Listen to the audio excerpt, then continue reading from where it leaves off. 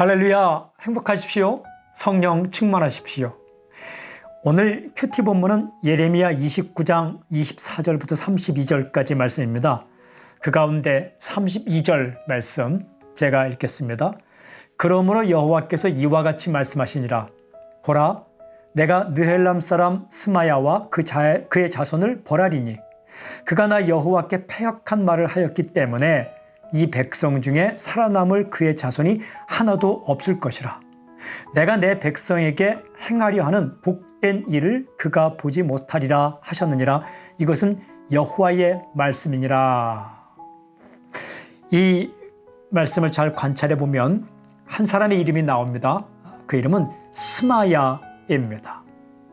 그 스마야에 대해서 하나님께서 어떻게 하겠다 말씀하시냐면 벌하리니, 벌을 주겠다라는 거예요. 왜 벌을 받느냐? 이렇게 기록되어 있죠.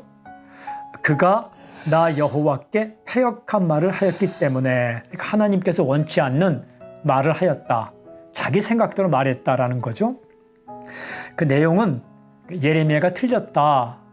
예레미야가 잘못되었다. 이런 말입니다. 그런데 이 스마야에게 이런 말씀을 하시면서 하시는 말씀 가운데 굉장히 중요한 하나님의 본심, 속마음이 나타난 글이 있어요. 바로 이 구절입니다.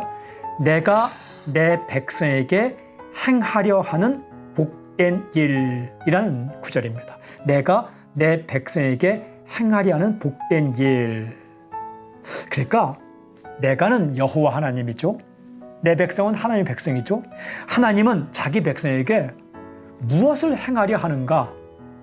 복된 일이다 라는 거예요. 현재는 좀 고난이 있지만, 어려움이 있지만 결국은 복된 일을 행하려 한다. 그 예레미야의 메시지였죠.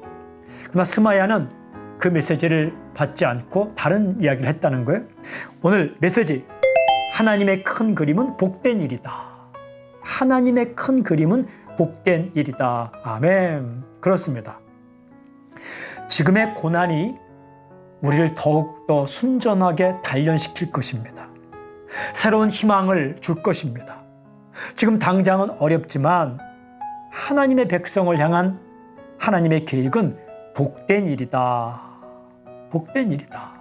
그러니까 지금 죄 때문에 어려움을 당하지만 그 과정을 넘어가면 하나님께 주시는 새로운 복을 얻게 된다라는 하나님의 말씀입니다. 예레미야가 이렇게 선포한 말씀이 있어요. 29장 11절에 너희를 향한 나의 생각을 내가 아나니 평안이요 재앙이 아니니라. 너희에게 미래와 희망을 주는 것이니라. 하나님은 희망을 주기 위해 지금 어려움을 통과하게 만드신다라는 거죠. 그렇습니다. 하나님의 큰 그림은 복된 일입니다. 어려움 가운데 있을 때에 하나님의 큰 그림을 믿고 잘 버티고 견디고 통과하길 바랍니다. 적용. 나를 향한 하나님의 큰 그림은 복된 일이라는 사실을 확실히 믿게 하옵소서. 그렇게 살아가십시오. 하나님 아버지, 당장 힘들고 어려운 일이 있지만 그 과정 너머로 하나님께서 새로운 복과 희망을 준비하고 있다는 사실을 믿고 오늘 살아가게 해 주십시오. 예수님의 이름으로 기도합니다. 아멘.